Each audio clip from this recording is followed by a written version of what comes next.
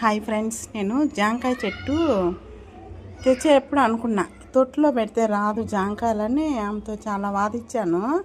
మీకు చూపిస్తామని నేను వీడియో తీస్తున్నాను. చూడండి, చెట్టు అయితే చిన్న మొక్క అని పెట్టింది, బాగా వచ్చింది. జాంకాయలడ ఎన్ని కాయలు, ఇగో ఇక్కడ ఒక కాయ ఉంది, ఇగో ఇది పెద్ద కాయ, ఇగో ఇవి 2 కాయలు, ఇగో ఇక్కడ 2 ఉన్నాయి. తెలుస్తుందా? బాగా వచ్చింది కదా, సూపర్గా వచ్చాయి జాంకాయలు. ఇగో ఇటు పక్క 2 ఉన్నాయండి, చూడండి కాయలు. ఇగో పక్క 2 కాయలు ఉన్నాయి. ఓకే, ఇగో బాగానే వచ్చింది జాంకాయలు, పర్వాలేదు. ఫస్ట్ అనుకున్నా అయ్యో బాబాయ్ తెచ్చేసుకున్నాము, చెట్టు పెడితే రాదేమో అని. బాగానే వచ్చాయి.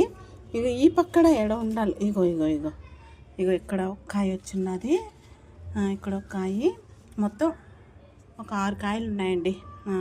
చిన్న మొక్క మనం అంటాం చూడండి, హైబ్రిడ్ కాయలు బాగా వచ్చాయా. ఇగో సూపర్గా జాంకాయలు అయితే సూపర్ అబ్బా. అంటే ఒక ఆశ కదా, మనం పండించుకొని తినటం అనేది అది ఒక ఇదే వేరు కదా. మనం తెచ్చుకొని తినేది వేరు, మనం చెట్టు వేసి పండించుకొని తినేదంటే చాలా ఇష్టంగా తింటాం కదా మనం. కానీ చూడాలి, ఫస్ట్లో 2 కాయలు కోసుకొని తినేసినాము, ఇవి ఇప్పుడు ఇడుగుతున్నాయి, ఇప్పుడే పెద్ద కాయలు అవుతున్నాయి. ఓకేనా ఫ్రెండ్స్, వీలైతే లైక్ చేయండి ఫ్రెండ్స్. ఎవరైనా జామ చెట్టు పెట్టుకునే కంటే పెట్టుకోండి, బాగా వస్తుంది. ఓకేనా ఫ్రెండ్స్, బాయ్ బాయ్. మరో వీడియోతో మంచి వీడియోలు మీకు అప్డేట్ ఇస్తూ ఉంటాను.